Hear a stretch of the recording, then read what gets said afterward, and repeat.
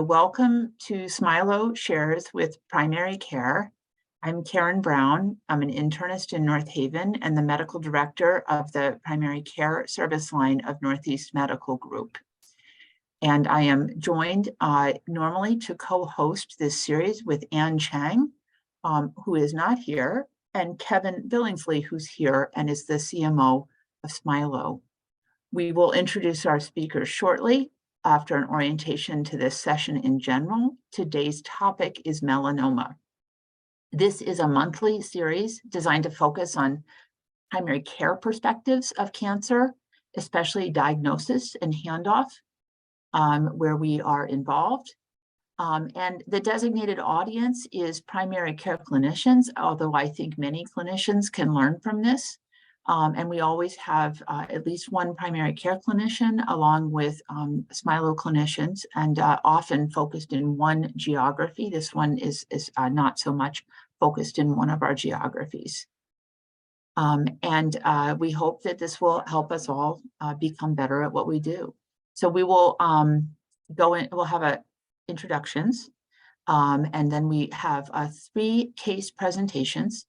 And we will learn through our case presentations and leave time for questions at the end. So at this time, I would like to introduce my NEMG primary care colleague, Dr. Flora Zarcu-Power. Dr. Zarcu-Power is a graduate of the University of Medicine Carol de Vila in Bucharest, Romania, and she completed her internal medicine residency at New York Presbyterian Hospital in Queens, New York. She initially joined the staff of Yale New Haven Hospital as a hospitalist before starting her practice in Milford. She's now a practicing physician and also a managing partner of TriMed, which is a PSA within Northeast Medical Group. She's been an active member of the Milford and Bridgeport area medical community, and she's been on the executive medical staff committee at Bridgeport Hospital. And is completing a 2-year Emerging Leaders program through the Yale School of Management. She's an active clinical leader in Northeast Medical Group and lends her expertise to the NEMG Primary Care Steering Committee and also the Yale New Haven Health System Care Signature Pathway work. Dr. Zarcu-Power strongly believes in a patient-doctor relationship as the keystone to great health outcomes, and that a relational care team approach is paramount to effective care. Kevin, I'll turn it over to you to introduce the members of your Smilow team. Yeah, Karen, thank you. I'll just say it's really a pleasure for me to be here. As you alluded to, my associate, Dr. Ann Chang, generally partners with you in this wonderful venture, but I'm absolutely delighted and honored to be here. I'm a surgical oncologist and I serve as the chief medical officer of the Smilow Cancer Hospital and Yale Cancer Center. And I will say on a personal note, I am just delighted to see this initiative moving forward. Those of us who are oncologists and are treating cancer patients, regardless of our discipline, are so indebted and tied to our primary care partners. It is really kind of the teamwork, the collaboration, and the seamless flow of care between the primary care environment and the specialty environment that leads to great cancer care outcomes, not only in the early diagnosis and in the treatment phase, but in the survivorship phase. So I think that this is really a valuable exercise, and I'm hoping that people are enjoying it and taking a lot away from it. It's an honor for me to introduce several of my Smilow colleagues, all of whom are esteemed experts in their field, and I'll just start with Dr. Harriet Kluger. It would not be an exaggeration to say Dr. Kluger is an international authority in melanoma and cutaneous oncology. She is the Harvey and Kate Cushing Professor of Medicine and the leader of the melanoma program here at Smilow. She sees patients with both melanoma and renal cell cancer. She has an extensive research portfolio with an interest in developing new drug regimens and biomarkers that are predictive of response to therapy in melanoma. She participates in a variety of clinical trials. She directs an active research laboratory that studies tumor and immune cells from patients treated with these novel therapies to determine mechanisms of resistance. Her laboratory also completes preclinical studies to improve treatment regimens for patients with melanoma, renal cell cancer, and brain metastases. Harriet is definitely our go-to expert, and I think you'll find her just a fountain of knowledge in this regard. Next, it's a pleasure for me to introduce one of my surgical partners, Dr. Kelly Olino. Kelly is a doubly board certified surgeon who provides patients comprehensive surgical care for skin and soft tissue tumors, including melanoma, Merkel cell cancer, sarcoma, basal cell cancer, and others. She's been a recipient of a number of awards, including the Society of Surgical Oncologists Clinical Investigator Award, and she has funding through the Calabrese Immune Oncology Scholar Program. She currently serves as the NCCN non-melanoma cutaneous on the Cutaneous Malignancy Committee, and she's a great clinical surgeon. Next, Dr. Thuy Tran. Thuy is an assistant professor of medicine. She cares for patients with melanoma and other skin cancers at our Smilow Cancer Hospital sites, both in New Haven and in Guilford. She is a graduate of the ABIM Physician Scientist Research Pathway, and Dr. Tran is a bit of a Yale product. She did both her internal medicine residency and her fellowship here at Yale, although she received both her PhD and her MD degrees from Vanderbilt. She's also very involved in research, including novel therapeutics and drug combinations, and is a participant in the Yale Skin Cancer Spore. She's a principal investigator of several clinical trials.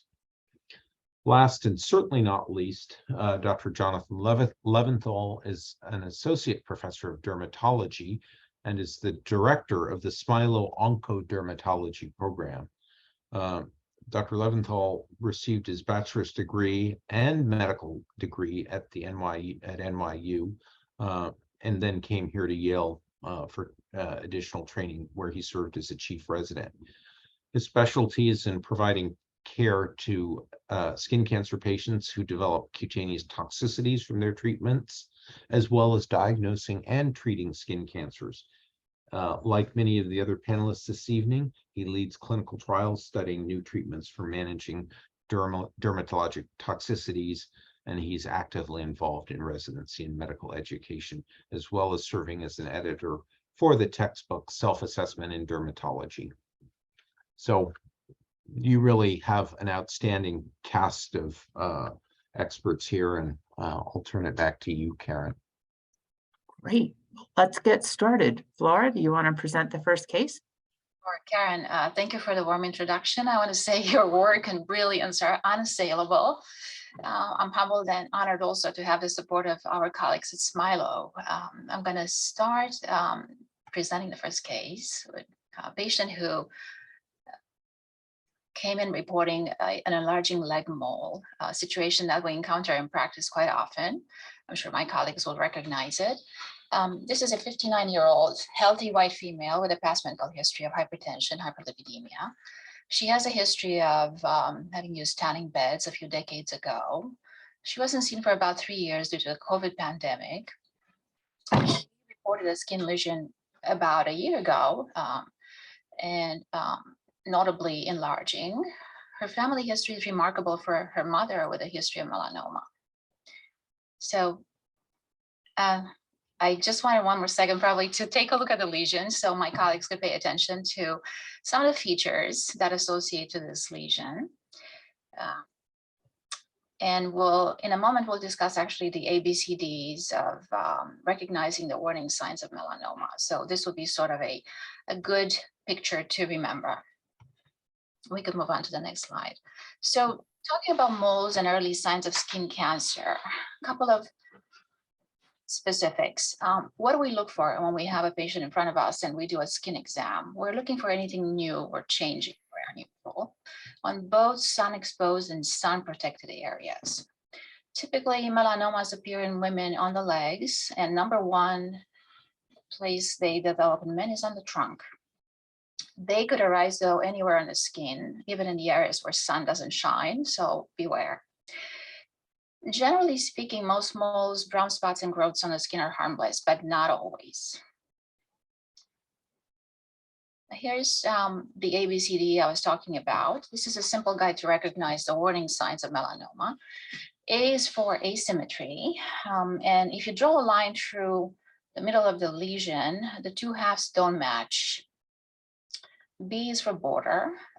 Typically, they tend to be uneven. They may be scalloped or notched. C is for color. Multiple colors are a warning sign, and melanomas may have different shades of brown, tan, or black. D is for diameter. It is a warning sign if a lesion is larger than 6 millimeters or 1/4 of an inch, and any lesion that's darker than others not to be overlooked. One exception is the amelanotic melanomas, which are colorless. E is for evolving. Any change in size, shape, color, or elevation of a spot, any new symptoms of itching, crusting, bleeding may be warning signs. Also, look for an ugly duckling. The strategy is based on most moles resembling one another, while melanomas stand out like an ugly duckling.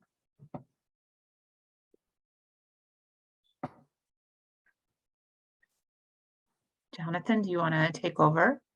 Absolutely. It's a pleasure to be here. Really happy to participate in Smilow Shares Primary Care. So I'm going to briefly highlight some of the main subtypes of melanoma. So superficial spreading, as you can see on the top left, these are the most common types of melanoma. You can see a lot of the features of the ABCDs from the last slide. And they tend to grow radially pretty slowly over the course of months to sometimes even years before then growing vertically and penetrating more deeply. Now, this is in contrast to the nodular type of melanoma, which tends to be far more aggressive, and that these can grow quite rapidly, and they tend to present more deeply in the dermis at a higher stage. So these are important, talking to patients about any recent change or rapidly growing skin lesion. The lentigo malignus subtype tends to occur in elderly patients, often looks like an atypical lentigo or a sunspot that elderly patients might develop in sun-exposed areas, but with atypical features. Probably the most challenging one for anyone to diagnose are the amelanotic types of melanoma. And these tend not to have pigment. They're often pink, and patient history can be very important here with a new amelanotic lesion that's either rapidly growing or symptomatic in some way, such as being painful or bleeding. And then finally, the acral lentiginous and subungual types are important, particularly in patients with darker skin types. They might have a higher risk of developing this type. And that's why it's important when examining patients to look at the palms and soles. And regarding subungual melanoma, these typically present with melanonychia, which, as you can see, is a melanotic band that grows from the proximal nail upwards. I think it's important to have a differential diagnosis anytime you approach pigmented lesions. So I highlighted here on this slide what I think of as the most clinically important. So I would say by far the most common presenting diagnosis that comes in with concern for melanoma are seborrheic keratoses, which are on the top left. These are stuck on, waxy, tan to brown or even darker brown, black papules and plaques that tend to develop in patients as they get older. And sometimes they can be very challenging to distinguish from a melanoma. So dermatologists use dermatoscopes, and if we are unsure, we'll perform a skin biopsy. Certainly on the top right, we always consider normal appearing nevi and those that are slightly dysplastic. So they're not fully normal appearing. They might be slightly asymmetrical, borders are irregular, but these don't meet criteria for melanoma. And when these are biopsied, they're not melanoma. Then on the bottom left illustrates the fact that even non-melanoma skin cancers can be pigmented. So this is an example of a pigmented basal cell carcinoma. Note it has a slightly more pearly appearance to it, and with a dermatoscope, we might see other features of a basal cell. On the bottom middle picture is an example of vascular lesions, such as angiokeratomas or angiomas. Sometimes they can have a really dark purplish, even blackish hue and can be challenging. As dermatologists, we can use a dermatoscope, which you can see in the top right corner, highlighting those vascular lacunae, and that's reassuring. And then on the bottom right is a picture of a blue nevus. And so these moles can also appear as differential diagnosis of melanoma, but they are benign. I just wanted to briefly review the epidemiology. Everyone here is familiar with melanoma. I wanted to highlight that most cases actually occur on de novo, although some might develop from a precursor lesion. And these are typically either a congenital nevus or an atypical nevus that the patient has that then changes. It can occur in any body, but tends to predominate in white men over age 50. And then interestingly, under age 50, women outnumber men, likely due to tanning habits. It also is a diagnosis of young patients, and regarding survival, some factors associated with poor outcomes include elderly, male patients, those who have darker skin types, likely because of the more aggressive biology and presentation of the aquilentigenous melanoma, as well as patients who are immunosuppressed. I very briefly wanted to provide an overview of the main risk factors for melanoma. So like any cancer, we can consider those that are environmental and those that are hereditary. Next slide. So for the environmental risk factors, it's really all ultraviolet exposure. And so we know that intermittent intense sun exposure throughout life can increase the risk of melanoma, as well as sunburns, and not just childhood sunburns, but also sunburns that occur cumulatively through adolescence and adulthood. And finally, especially in young women, tanning beds have been associated with increased odds of melanoma. And now I'll discuss some of the hereditary risk factors. So having decreased melanin and increased tendency to burn, such as fair skin, freckling, blonde hair, red hair, light eyes, are all associated with melanoma. In addition, having an increased number of pigmented lesions. The important one here is having over 100 nevi. That really increases the risk of developing melanoma. And I think it's important to have an idea of these inherent risk factors because the United States Preventative Services Task Force does not recommend screening everybody, but it's important to keep in mind those who have phenotypic risk factors for melanoma, as well as personal or family history. Next slide. So having a history of skin cancer increases your risk of developing subsequent skin cancers, and this is true for melanoma, as well as having a first-degree relative with melanoma. There are also genetic syndromes of kindreds who have melanoma passed on from generation to generation. The most important one to know about clinically, and the most common, is the familial atypical multiple mole melanoma syndrome. So these patients have hundreds of dysplastic appearing nevi, and they're at increased risk of developing melanoma, but also pancreatic cancer. And I think it's important to keep in mind who to think about screening for genetics. So we shouldn't send everyone who has a family history. So you want to keep in mind patients who have several members on one side of the family with a melanoma, or if a family member had more than one melanoma, and in particular, anyone who comes from a family that has both melanoma and pancreatic cancer, that should be an important clue. And we have seen many patients who have had several skin cancers, including melanomas, but you really want to think about those that have had over three or more melanomas, especially if the first one happened when they were young. So I'm now going to turn it over to my wonderful colleague, medical oncologist, Dr. Tran, to discuss how do we follow patients, especially those with low-risk melanomas. Dr. Tran. Thank you so much, Dr. Leventhal. So we typically see all melanoma patients in follow-up in medical oncology. And so we typically follow these individuals for at least 5 years after their melanoma surgery. Presuming that it's an early stage melanoma, prognosis is typically very good with close surveillance. And we see these individuals, depending on their stage, either every 6 to 12 months for the next 5 years, and then subsequently at that point, considered handing over the reins to primary care for ongoing surveillance. At every visit, we check complete blood cell count, metabolic panel, and an LDH as a surrogate tumor marker that we can assess for early melanoma recurrences. And depending on the stage as well, for these early stage individuals, consider getting either an annual chest X-ray or CAT scans.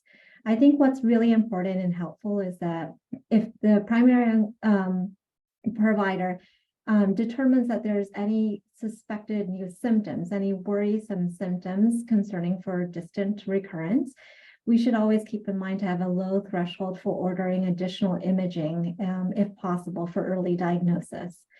After 5 years and during that time as well, we always have to consider age-appropriate cancer screening and continue full body skin checks with the dermatologist. Well, I'll take over and I'll introduce case 2. We are presented here with a 76-year-old male who has a right forearm lesion noted about a year ago. He denied any recent change in pigmentation of the lesion or rapid recent growth. He underwent a shave biopsy and pathology report revealed melanoma, breast lobe thickness 2.3 millimeter. He reported a history of blistering sunburns, no history of tanning, bed use.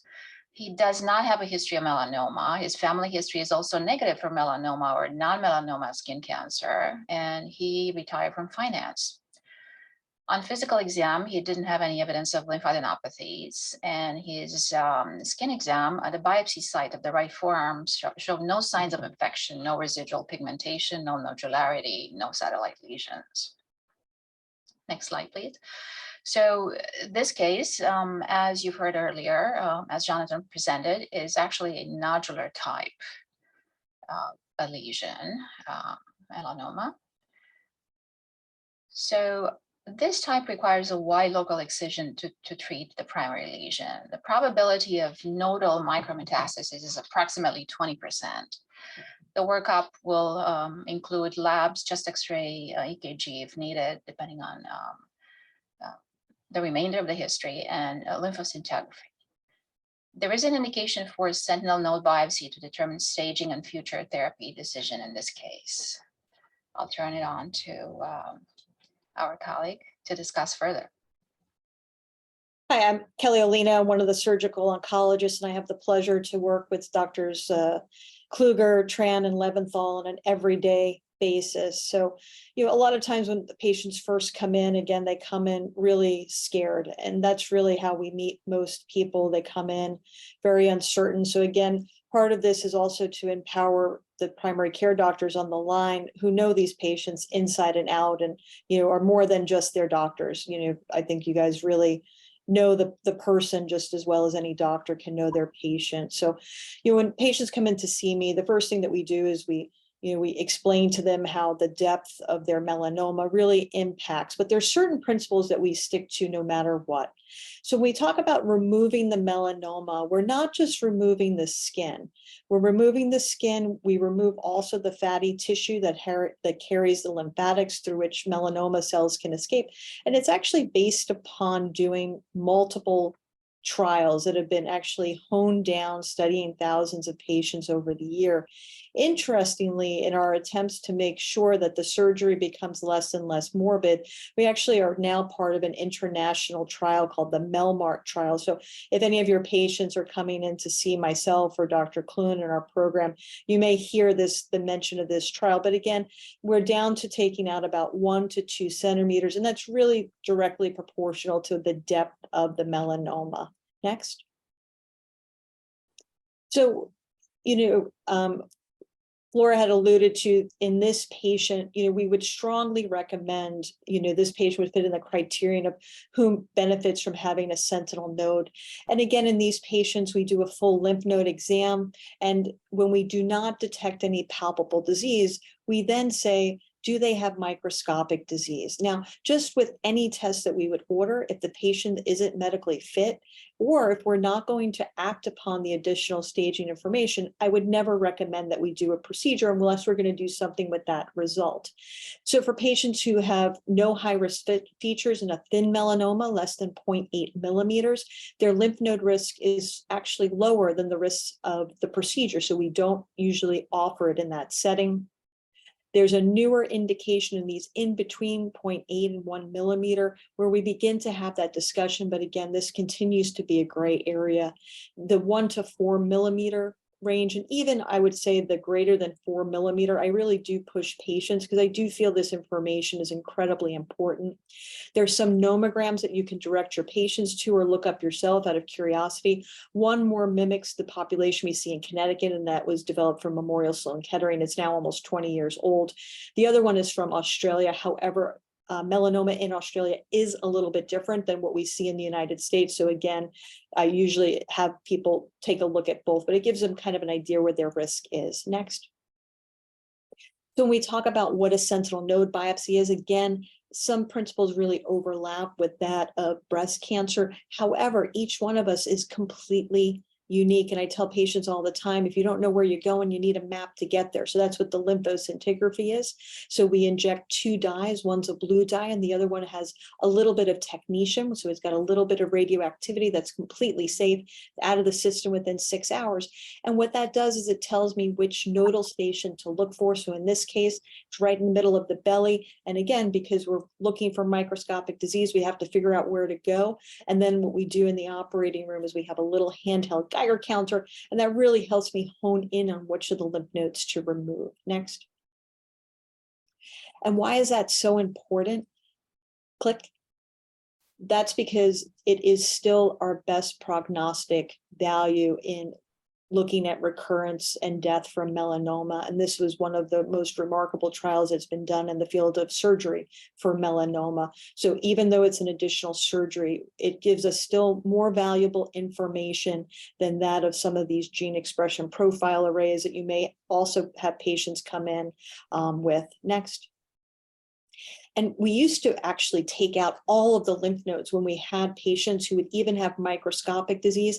However, there were 2 trials, one in Germany and one multi-center in the United States, that showed that doing this additional surgery did not improve a patient's survival, specifically with their melanoma survival. So what we do is we remove lymph nodes only if someone comes in and we can actually feel the lymph nodes. And then there's some more selection criterion that would be a little bit more unusual. And again, the important thing is we actually now have effective treatments. So next slide. So Dr. Tran will talk a little bit about this, about what we call adjuvant immune therapy, which is a conversation that many of our patients now have. Thank you, Dr. Olino. So as Dr. Olino had already discussed, one of the key decisions here is, whether to pursue sentinel lymph node biopsy. And so my next part is kind of talking about how can we move the needle further, decrease recurrence risk in these patients who may have a positive lymph node or otherwise thickened melanomas or ulcerated melanomas, which have a higher risk for recurrence. And so this chart just kind of displays sort of the 5-year melanoma specific survival for the higher risk stage 2s, which are included 2Bs and 2Cs, as well as the stage 3 melanomas. And as you can see, there are actually some subsets of stage 3 melanomas that do much better than the higher risk stage 2 evens. So for stage 3A melanomas, the 5-year melanoma specific survival is 93%. And so compare that to a stage 2C where that survival decreases to 82%. So when you talk about adjuvant immune therapy, we're always talking about 1 additional year of some sort of systemic treatment, either in the form of immune therapy or targeted therapy, with the goal of trying to decrease recurrence risk. So in terms of adjuvant, if you could go back. In terms of adjuvant immune therapy options, there are 2 FDA-approved drugs, pembrolizumab, also known as Keytruda, which is given every 3 to 6 weeks, versus nivolumab, also known as Opdivo, which is given every 2 to 4 weeks. Again, these are all intravenous. They have similar side effect profiles, and they both target the PD-1 protein to help stimulate the immune response against melanoma. Both of these drugs are considered interchangeable. In stage 2 melanomas and as well as stage 3 melanomas in general, it's been known to have a decrease of 40% in terms of the recurrence. However, there is no impact upon improving survival to date. Next slide. As an alternative to immune therapy for individuals with a BRAF mutation, mainly V600E or V600K mutations, which are present in about half of cutaneous melanomas, there is additional alternative adjuvant therapy in the form of BRAF and MEK inhibitors. So dabrafenib and trametinib, which are both oral medications, either given BID or daily respectively. And these medications are approved not in the stage 2 setting, but in the stage 3 setting for individuals with lymph node positive melanoma, where it's been shown to reduce recurrence risk by half. But unlike immune therapy, it has been demonstrated to impact overall survival as well. Next. So for these individuals with higher risk melanomas, we typically, again, follow them closely for 5 years. But because of their higher risk for recurrences, we see them more frequently. And we also do imaging more frequently as well. And these imaging can typically include a CAT scan of the chest, abdomen, pelvis. And I think the main point, very similar to early stage melanomas, is that as a primary care physician, it's always very helpful to screen these patients for any atypical symptoms, any red flag symptoms, because again, if we can detect these, if we can diagnose these earlier, outcomes are much better. Potentially, if it's localized recurrences, they can still undergo a potentially curative resection. The most important thing, even after 5 years, is that these individuals still see the dermatologist, still have age-appropriate cancer screening.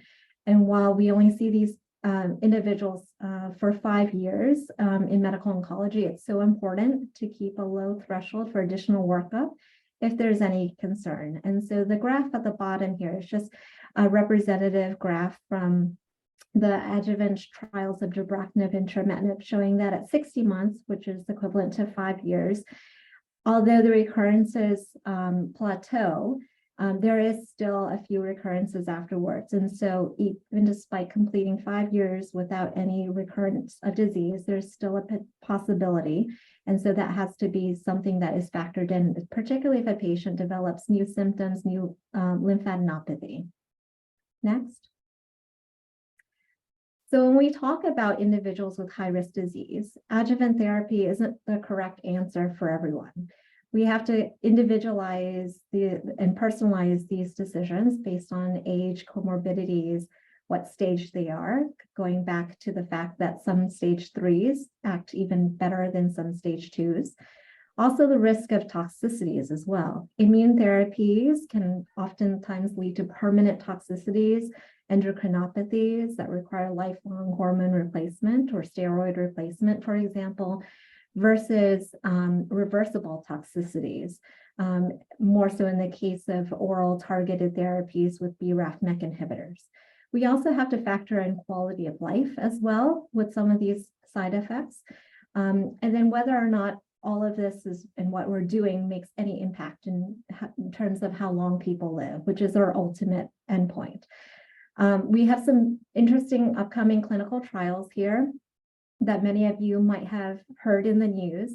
We will be opening the phase 3 portion of our personalized mRNA vaccine for Merck in combination with pembrolizumab that has been shown to reduce further the recurrence risk in high-risk melanomas. And so that will be something that will be opening up in the next few months. And we also have additional trials of anti-TIGIT antibodies in the adjuvant setting as well. So really potentially interesting clinical trials coming down the pipeline. Next. I'll take over from here and we'll talk about another case. This is a 73-year-old male presented with a left-sided cervical lymphadenopathy. A CAT scan of the neck was ordered to further work this up, and it showed 4 enlarged centrally necrotic lymphadenopathies, lymph nodes. Biopsy of the left scalp lesion revealed a melanoma. An ultrasound-guided biopsy of the left cervical node was positive for metastatic melanoma. He subsequently underwent wide local excision of the left parietal scalp lesion, and the path revealed melanoma in situ and scar with negative margins. The left neck lymph nodes were excised, and 3 out of 10 are positive for metastatic melanoma. Next slide. He subsequently presented to ER with generalized abdominal pain, nausea, vomiting, and diarrhea for 3 days. A CT of the abdomen and pelvis showed liver metastasis, peritoneal carcinomatosis, and bowel obstruction with intussusception and mass at the transition point. He underwent surgery, ileal bowel resection of metastatic melanoma, and anastomosis.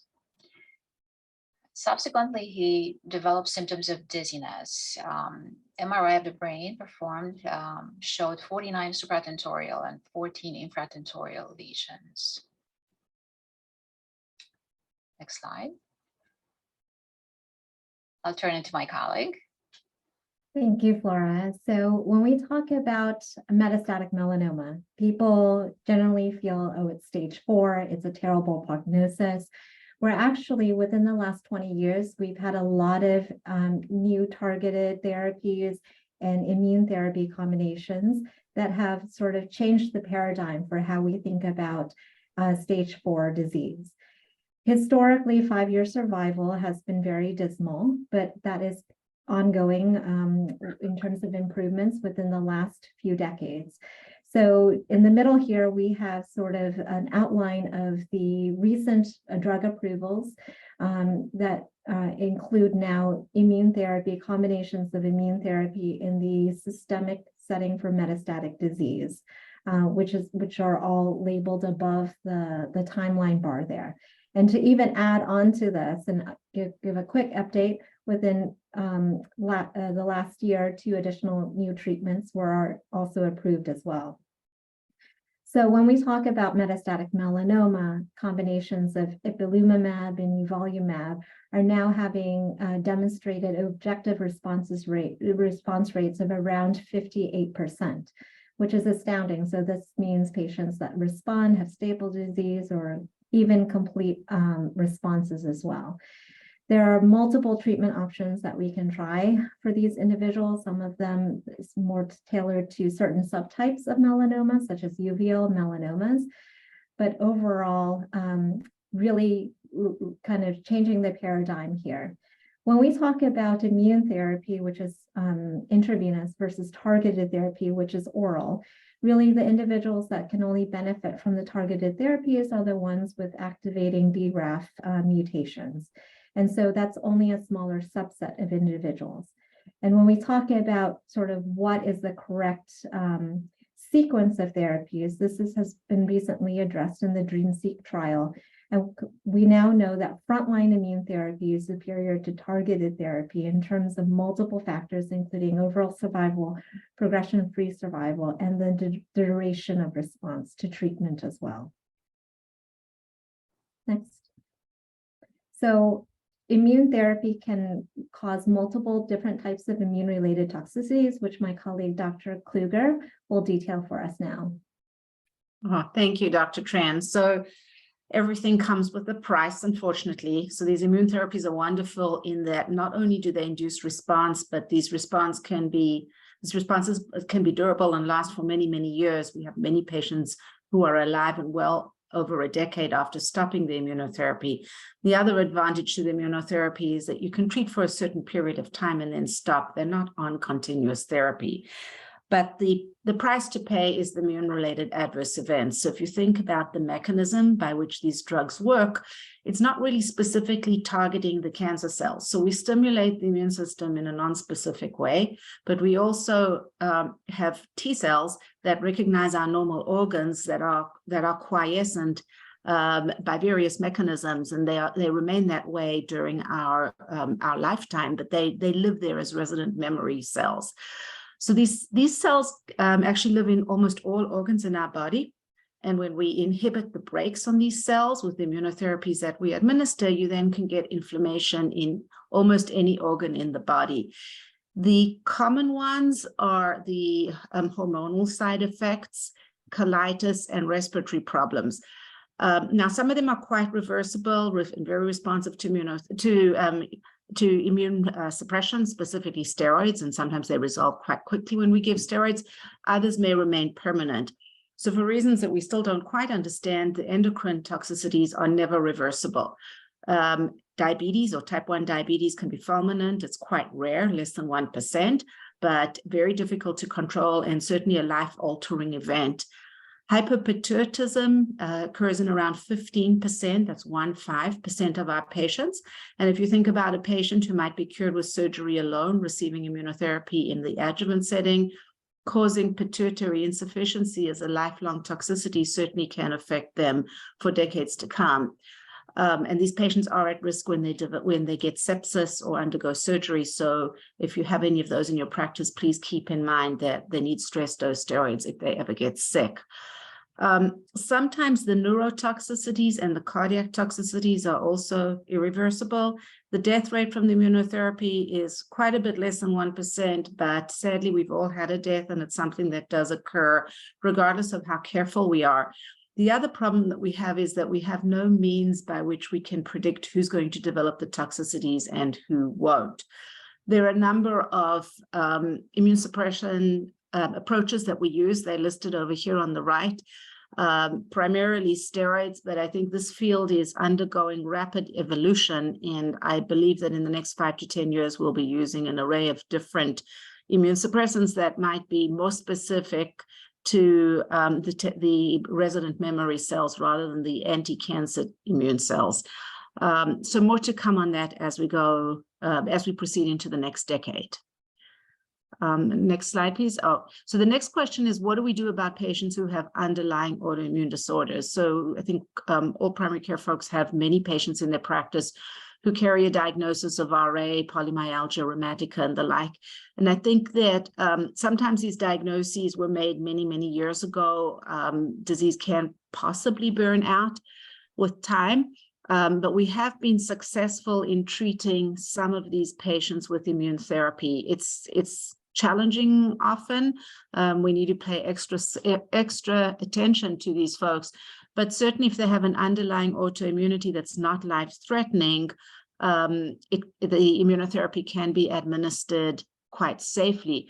I do specifically want to draw your attention to inflammatory bowel disease because it's increasing in incidence, and that is actually particularly challenging for us because patients actually can die of bowel perforation if we're not careful. It doesn't mean we can't do it. We can give therapies that are active specifically in the bowel, such as vedolizumab, and sometimes we are very successful with that and can induce a long-term cancer remission. Next slide, please. Thank you. So lastly, but certainly not least, brain metastases in melanoma is a big problem for us. Approximately half of our patients who have metastatic disease develop brain metastases at some point in the course of their illness. And they can sometimes present with brain metastases as their first site of metastatic disease. So they'll present with headaches, neurologic problems, etc. The tip-off is that the headache is worse when they lie down. It gets better over the course of the day. The headaches can be severe. As the tumor grows, one can have a mass effect, midline shift. And the one thing that melanoma brain metastases unfortunately do is hemorrhage. So other than many other tumor types, these are more prone to hemorrhage, and there's a lot of perilesional edema around these lesions, possibly more than in other tumor types. And it's the edema itself that can actually cause problems. And actually, Dr. Tran has done a lot of research on this topic in particular.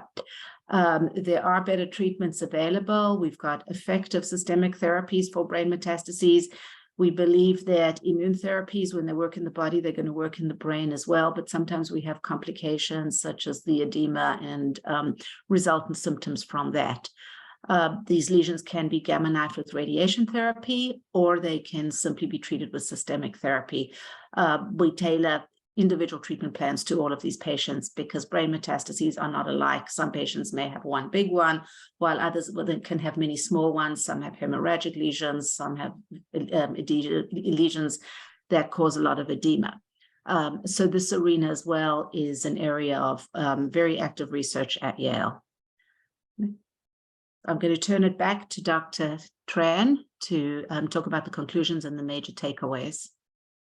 Okay. So I think, Dr. Kluger, you highlighted on a lot of these and very important side effects that it would be important for our primary care colleagues to know about.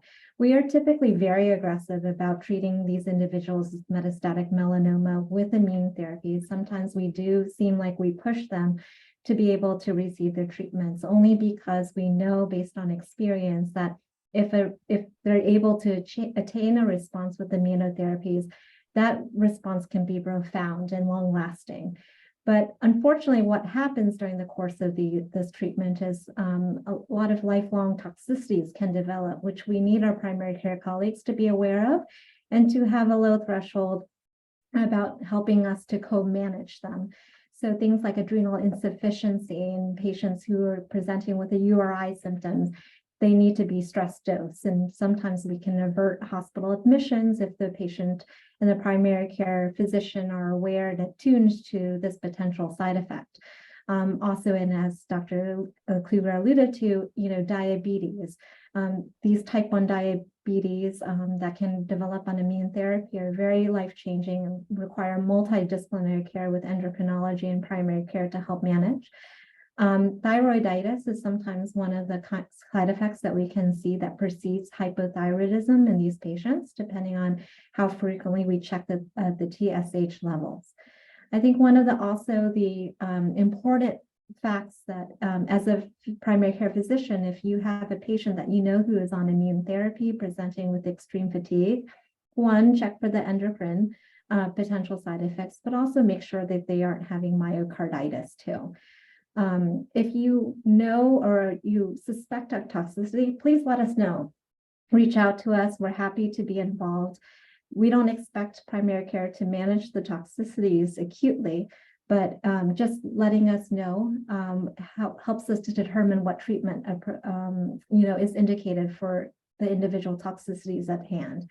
And a lot of the times, even though patients may develop a toxicity, it's actually might be a good sign that maybe their immune system is being activated and potentially will produce an anti-melanoma response.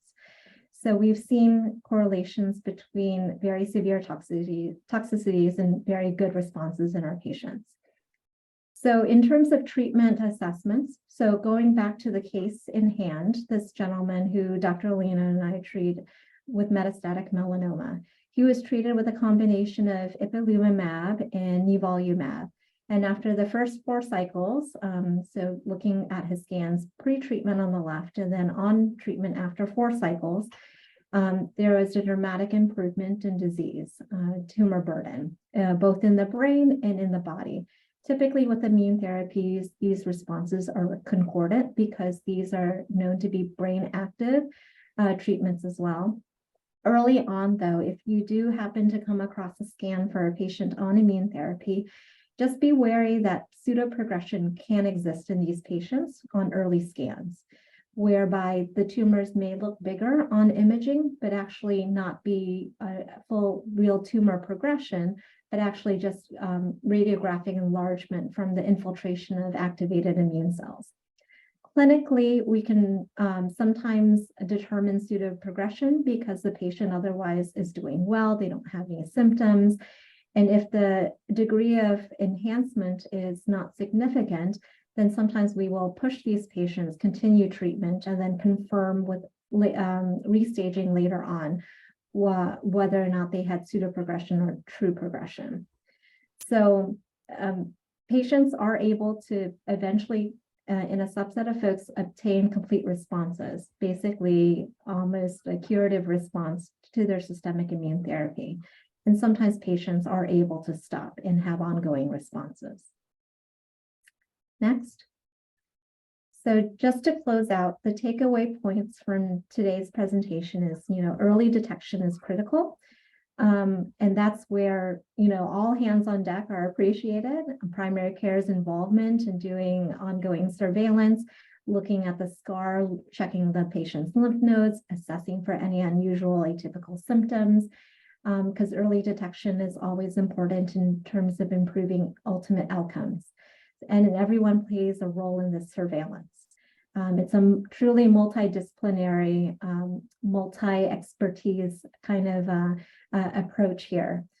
So aggressive upfront melanoma management and treatment, as we always said, leads to improved outcomes, not only for the patient, but also to help minimize potential toxicities as well.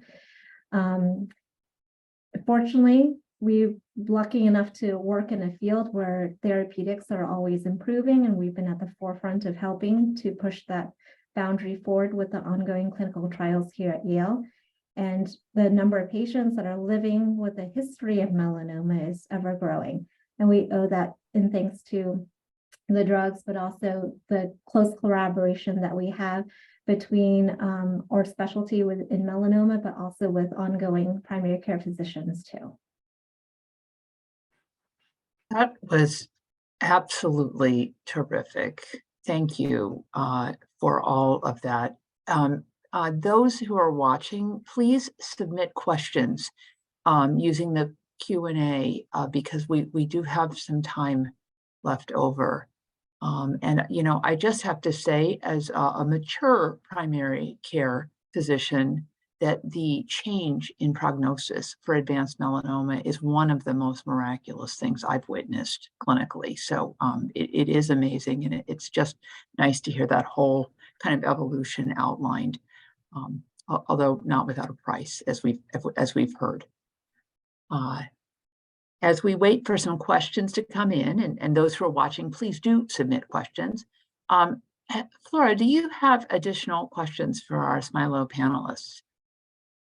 So sure, a basic question, when we are dealing with a patient in the office who we suspect a toxicity, what's the shortcut? What's the easiest way and fastest way as well, most effective to get in touch with the team caring for this patient? So we have one phone number. It's 203-200-6622. We make sure that all patients who start immunotherapy put that on speed dial. Someone answers that phone 24/7. During work hours, they can send a message in my chart. It goes straight to our nursing pool, but depending on the urgency, they may decide to call. And whether they're seen in Guildford or in New Haven, the phone calls for urgent issues such as that would come into New Haven. Thank you. And I'll just add on to that. When we have somebody, you know, with a skin lesion in primary care, we have ones that are like, we can't really tell you it's normal. And then we have ones that like look like they might be a problem. And then they have ones that scream at us, this person absolutely needs this removed right away, and delay in care is not good. You know, within the kind of Yale system, what are some of the most efficient ways that we can kind of help to navigate and refer those types of people? Sure, I can take this one. Well, I think, you know, we have many dermatology services, outpatient, all throughout New Haven and Branford and Middlebury. I think putting in an urgent referral, I think what often helps is calling the office also, just to leave a message, we're really worried about this one. A lot of primary care doctors will send me an Epic in-basket message. Can you please get this patient in soon with you or a colleague? We're really worried about this one. I think that sort of triage is helpful. We also have telemedicine to look for urgent lesions, but I'm more of a proponent of seeing the patient in person to examine it. So we can use a dermatoscope and biopsy. And then Dr. Zarcu-Power actually alerted me as to these little things. I use them in the garden when I see a weed or something that I think might be a weed, or maybe the plant I planted last year and forgot about. I use this identify thing, and it tells me exactly what the plant is. Is there software that can help us? You know, there's a lot of new technology and iPhone apps. I think a lot of these aren't really validated, and I don't think anything beats right now seeing a dermatologist for an evaluation. All right. Maybe one technology. We'll get there. So immunotherapy first, technology second. No. So we do have a couple of questions that have come in. Shepherd Stone has, or Stone Shepherd, I'm not sure, has asked, when should a PCP perform biopsy? And when should they refer to a dermatologist? Now, not all of our PCPs do biopsy, but if it's within the skill set, what do you think? So I'm aware that, primary care physicians certainly, some do biopsy. I think if you're going to biopsy a pigmented lesion, it's really important to be sure that you sample the lesion in its entirety, because if you only sample a small portion of it, you might miss the melanoma. Further, if it is a melanoma, but you transect it, you really won't have an accurate stage of the true Breslow depth.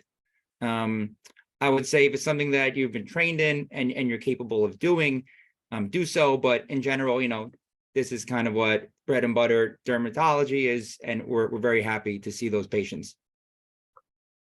And another question from Dr. Allard.